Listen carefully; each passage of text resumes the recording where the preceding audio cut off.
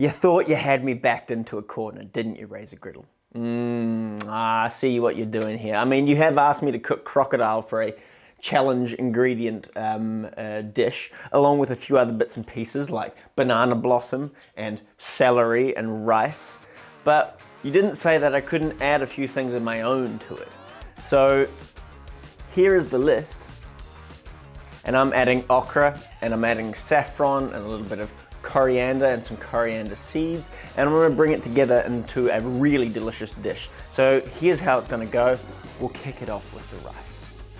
So we'll be doing this with the magic of rice cookers. So the spice mixture goes in, a bit of water, and you just set it off. We're going to do it with some chopped up ginger, about a thumb's worth, some garlic, about 6-7 cloves, some onion, that's delicious, and some celery. We're also going to throw in a little bit of grated carrot and some courgette. So the plan here is amazingly simple. I've got these 2 plates of vegetables, and they're all going to get caramelized on a hot Razor Griddle. So we'll get that cranked up. We're going to get a bit of sweetness out of this, a bit of fragrance, and it's just going to sort of add to that rice.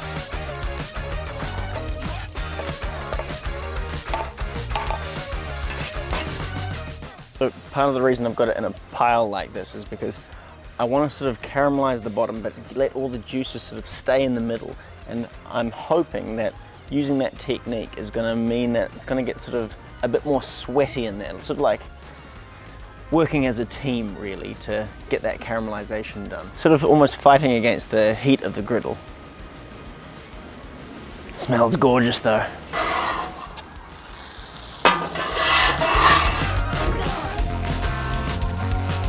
Flavor.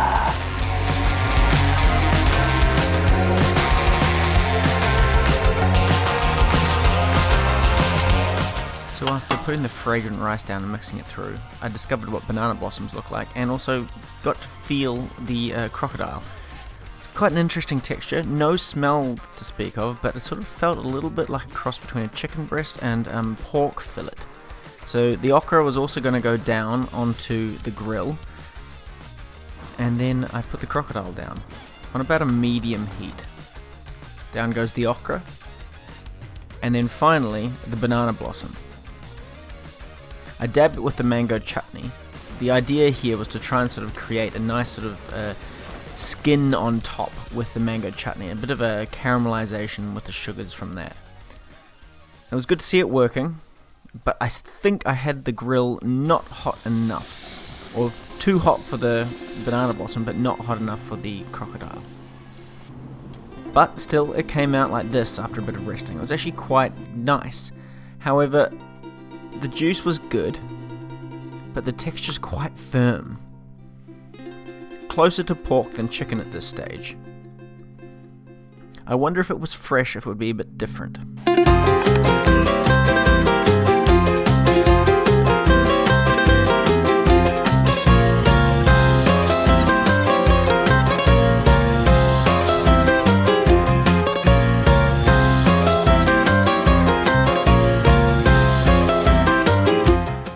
Crocodile. It feels very odd to be eating a predator, but we'll give this a go. I put some yogurt on it to sort of like meld the flavors together a bit. A little sprinkle of salt, a bit of coriander, some of that charred okra. I think it should be good.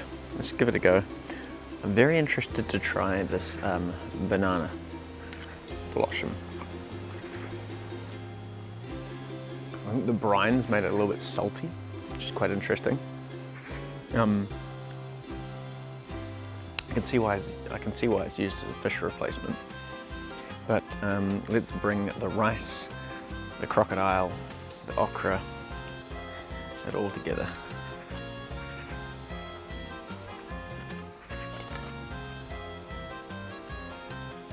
The crocodile is almost like, actually no, it's pretty much pork. I'm sorry, crocodile, you're just a pig in the end, at the end of the day. You may be a dinosaur, but you also taste a lot like that. It's pretty damn delicious, actually.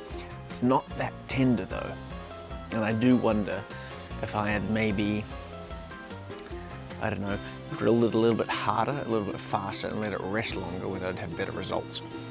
That rice is also very fragrant, very delicious. Can go with a lot of things, but ultimately it's a pretty tasty meat. And I certainly gave it more love than it would give me if the situation was reversed.